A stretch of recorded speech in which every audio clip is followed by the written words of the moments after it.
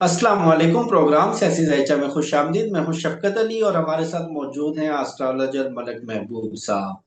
बात करेंगे पाकिस्तान की सियासत और कुछ पाकिस्तान का सियासी जायचा। बज़ाहिर तो लग रहा है कि पाकिस्तान का सियासी जायचा काफी डिस्टर्ब है इस वक्त। समझ नहीं आ रही कि कहाँ से आगाज करें। लाहौर, रावलपिंडी, इस्लामाबाद और उसके साथ साथ फाटा, डेरा इस्माइल खान, अफगानिस्तान, बहुत सारे फ्रंट्स बेक वक्त खुले हुए हैं। और सबसे बड़ा सवाल कौन बनेगा केपी का सीएम। और सुहेल अफरीदी साहब के नाम पर क्रॉस लगाया जा चुका है। गंडापुर का इस्तीफा अभी तक मंजूर नहीं किया गया। और उसके साथ साथ डीजीआईएसपीआर मलक महबूब साहब की प्रेडिक्शन थी कि इदारे भी खुलकर सामने आएंगे। अवामी तहरीक लाहौर में नजर आ गई, अदारे भी खुलकर सामने आ गए। और जंग भी शुरू हो चुकी है अफगानिस्तान के साथ। जायचा क्या बता रहा है, हालात क्या रुख अख्तियार करेंगे? सर बहुत शुक्रिया आपके वक्त का। माय प्लेजर शफकत भाई। बात यह है कि वाकई चीजें एक साथ एकदम से सामने आ गई हैं। मैं भी इतनी स्पीड में एक्सपेक्ट नहीं कर रहा था, लेकिन ये प्लानिटरी कॉम्बिनेशन, प्लानिटरी की जो ट्रांजिट की पोजीशंस हैं, वो ऐसी ही चीजें अनफोल्ड करती हुई आपके सामने आएंगी, एक के बाद एक, एक के बाद एक, एक के बाद एक। लेकिन यहाँ पे तो सब एकदम से सब चीजें खुल के सामने आ गई हैं। और देखें, एक महाज मैंने आपको बताया था, मुझे अब याद नहीं है आपकी वीडियो में कहा है या दूसरी वीडियो में कहा है, मैंने आपको कहा था कि वेस्ट और ईस्ट, ये जो दो जोन है, ये अब आपको बहुत ज्यादा एफ्लिक्टेड नजर आएंगे। आप देख लें, कल जो महाज खुला है मेरी वीडियो पाकिस्तान। दिखाता हूँ 2 हफ्ते जी पहले। बिल्कुल। तो अब आप देख लें, अफगानिस्तान के साथ महाज खुल गया है। और मैं डरते हुए बोल रहा हूँ कि मुझे डर ये है, अल्लाह करे ऐसा ना हो, इंडिया के साथ भी हमारा महाज ना खुल जाए एक ही साथ। क्योंकि जो हालात हैं, ऑनेस्टली स्पीकिंग, वो अच्छे नहीं हैं। आने वाले दिनों में मजीद मजीद यहाँ पे प्रॉब्लम्स नजर आ रहे हैं। और मैं बोलना भी नहीं चाह रहा हूँ कितने प्रॉब्लम है, अल्लाह करे ना हो। फिलहाल के लिए जब तक 16 अक्टूबर नहीं गुजर जाती, चीजें जो हैं क्रिटिकल रहेंगी। इनफैक्ट 16 अक्टूबर के बाद ही हमें क्लियर पिक्चर नजर आएगी कि ऊंट कहाँ करवट किस तरफ लेगा। जहां तक मुझे लग रहा है, अगर आप मेरी राय और एक्सपीरियंस के हिसाब से पूछें, मुझे लगता है कि मामलात मजीद खराब हो गए।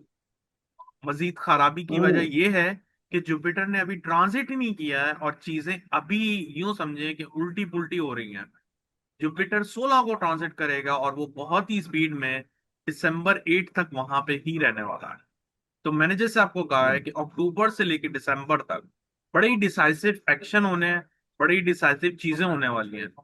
तो अल्लाह से दुआ है कि अल्लाह करे पाकिस्तान में रहम व करम हो। जहां तक आपको मैंने इदारों की बात की थी, इदारों में अभी मुझे अदलिया भी, मैं बार बार अदलिया को कह रहा हूँ कि अदलिया नजर आएगी एकदम से।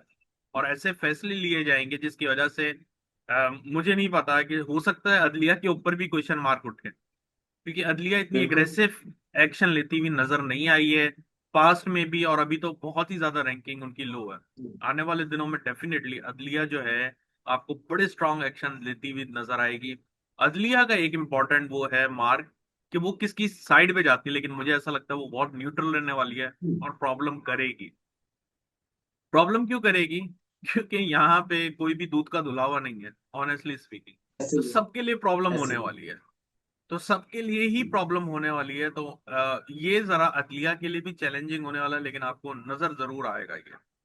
जहां तक आपको ये सियासत की बात रही शफकत भाई, तो जी सियासत जी। में तो अभी यूं समझे ये स्टार्ट ही हुआ है मेरे ख्याल से।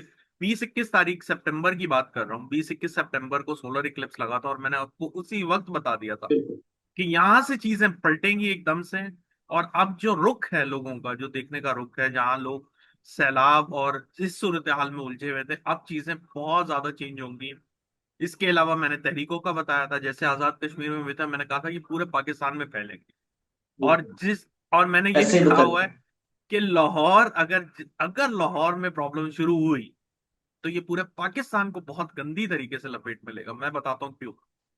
अगर हम बताइए। एस्ट्रोलॉजिकली एस्पेक्ट से देखें, तो लाहौर से थोड़ा नीचे, अब मुझे नहीं पता लाहौर से थोड़ा नीचे, मुल्तान से तो नहीं, मुल्तान से ऊपर लाहौर के बीच में, वो है एक पाकिस्तान का सेंटर पॉइंट।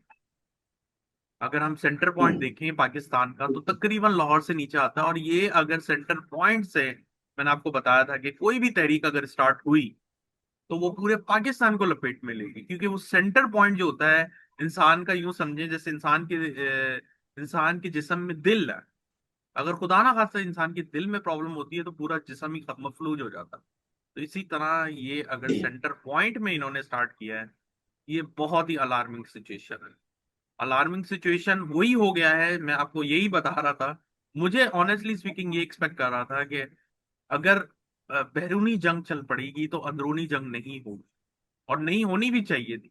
क्योंकि ये जो एकदम से इनसाइड फ्रंट आउटसाइड फ्रंट सब ओपन हो गए हैं, ये बहुत खतरनाक है। ये जो क्यास का माहौल बन रहा है ये इनफैक्ट हुकूमत के लिए।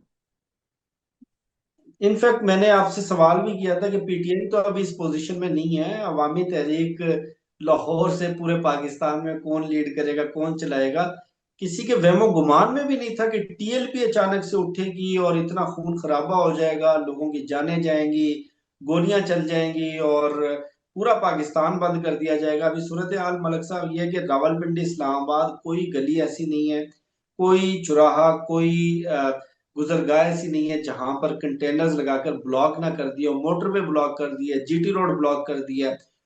इवन इस्लामाबाद और रावलपिंडी में तो मोबाइल इंटरनेट भी बंद है।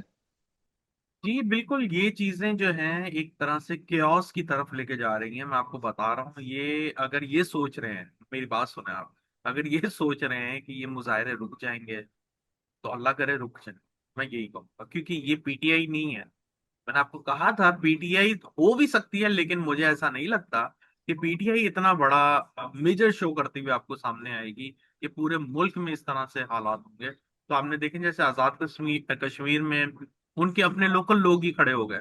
अब ये टीएलपी खड़ी हो गई, अभी बिल्कुल पता ऐसे। नहीं जमात इस्लामी आ जाए, कोई भी आ जाए, कोई भी आ सकता है। तो ये जो मुजाहिरों का सिलसिला है अब ये चलता रहेगा। ये जैसे मैंने आपको कहा था एक सीजन आता है। अगर आप एक नोटिस करें, इस साल में सीजन की सिचुएशन चलती रही है। पहले जंगों का आया, फिर कुदरती आफात का आया, अब ये जो है ना पॉलिटिकल डिस्टर्बेंस, ना सिर्फ पाकिस्तान पूरी दुनिया में होगा। पूरी दुनिया में ये चीजें आपके सामने आएंगी। मलक साहब, सितंबर में तो हालात ऐसे थे, बिल्कुल आपकी बात मुझे याद है कि सैलाब था, पूरे पाकिस्तान में कुदरती आफात थी और उस वक्त अगस्त की कॉल इमरान खान ने दी हुई थी कि 14 अगस्त को तहरीक अपने अरूज पर होनी चाहिए। तब भी मैंने आपसे सवाल किया था, आपने 14 अगस्त और अगस्त में ये कहा था बड़ी शॉर्ट सी विंडो है। और हमने देखा कि वो शॉर्ट सी विंडो ही थी, क्योंकि सितंबर में तो ये सारा सैलाब और ये कुदरती आफात शुरू हो गई। और सितंबर में तो ऐसा लग रहा था जैसे कोई अगले 6 महीने कोई सियासी तहरीक, कोई सियासी एक्टिविटी होगी ही नहीं। और अचानक से ये सारा क्योस का माहौल। केपी की तरफ चलते हैं। केपी के में अली अमीन गंडापुर ने इस्तीफा दे दिया, इस्तीफा उनका मंजूर नहीं हुआ। और अब तो इदारे भी खुलकर सामने आ गए कि सुहेल अफरीदी को तो किसी सूरत सीएम नहीं बनने देना, क्रॉस लगा दिया गया सुहेल अफरीदी पर। तो क्या बनने जा रहा है? ये भी कहा जा रहा है कि केपी में पीटीआई अपनी गवर्नमेंट खो सकती है। देखें, अगर ये ऐसी बातें हैं तो मैं आपको बता दूं, पीटीआई एक टफ टाइम से गुजर रही है। मैंने आपको पहले भी कहा, नवंबर से बिल्कुल पहले कहा। इनको किसी भी तरीके पोजीशन होल्ड रखनी पड़ेगी। अगर ऐसा हो गया तो बहुत ही समझे पीटीआई पीछे चली जाएगी। इसके लिए पीटीआई का बेहतरीन हल ये है कि इनके ऐसे मुझे नहीं पता इनको क्या कहते हैं, एमपीए एमएनए जो भी है मुझे नहीं पता, मैं सही बता रहा हूं। ऐसे लोग जो वाकई ही इस सीट के काबिल हैं उनको आगे लाया जाए। क्योंकि अगर पीटीआई ने ये केपी के खो दिया तो मुझे ऐसा लगता है कि आने वाले दौर में पीटीआई बहुत पीछे चली जाएगी। इवन कि इनका टाइम नवंबर तक ही मुश्किल है। नवंबर के बाद ही अगर बाउंस बैक करेगी तो बहुत अच्छा कर जाएगी। लेकिन ऐसा ना हो कि आपकी जो सीट है या जो जो भी उनका पॉलिटिकल डायनामिक है, अगर वही हाथ से इन्होंने खो दिया तो जब अच्छा टाइम आएगा तो फिर उसको पाने के चक्कर में ही ना गुजार दें। तो इनके लिए बड़ा मोहतात रह के गुजारना ये टाइम जरूरी है। मैंने आपको पहले भी कहा है, इमरान खान को बहुत स्ट्रिक्ट और बड़े ही सोच समझ के फैसले लेने पड़ेंगे। अगर उन्होंने ऐसे नहीं किया तो पीटीआई वैसे ही बहुत डैमेज हो गई है 2-3 साल में। और अगर ये मजीद डैमेज हो गई है तो मुझे ऐसा लगता है कि पीटीआई के लिए प्रॉब्लम मजीद बढ़ेंगे। नवंबर के बाद इनके सिनेरियो बहुत बदलते हुए नजर आ रहे हैं। अब ऑनेस्टली अगर आप मुझसे पूछें तो कोई भी यकीन नहीं करेगा इस सिचुएशन देखकर। तो मैं आपको एग्जांपल देना चाहता हूँ, सितंबर में भी किसी ने नहीं सोचा होगा कि अक्टूबर में ये हो जाएगा। बिल्कुल। अक्टूबर में भी सिर्फ इनके पास 1 डेढ़ महीना मुश्किल है। ये मुश्किलात के बाद इनके लिए बड़ी ज्यादा सहूलतें भी आएंगी और रिलीफ भी मिलना शुरू हो जाएगा। क्या होने वाला है वो यही है कि इनके हाथ में कुछ ट्रम्प के ऐसे पत्ते लगने वाले हैं या वो शो करने वाले हैं जिसकी वजह से पूरी जो गेम है वो पलट जाएगी। अभी सिचुएशन आगे अनफोल्ड होगी, लेकिन अगर आप ये सोच रहे हैं कि पीटीआई खत्म हो जाएगी, ये नहीं होगा। जो भी हो जाए, हुकूमत में रहे नहीं रहे, पीटीआई नहीं खत्म होगी।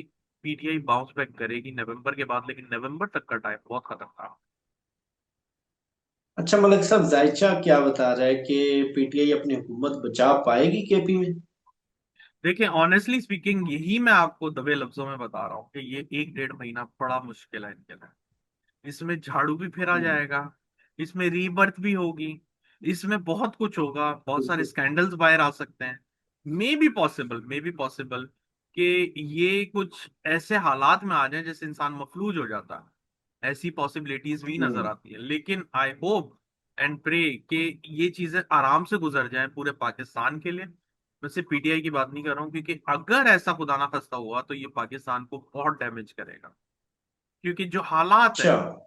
जी, जो हालात हैं पाकिस्तान के वो डैमेजिंग दिख रहे हैं ड्यू टू एक्सटर्नल और इंटरनल पॉलिटिक्स या इंटरनल और एक्सटर्नल फॉरेन अफेयर्स की वजह से।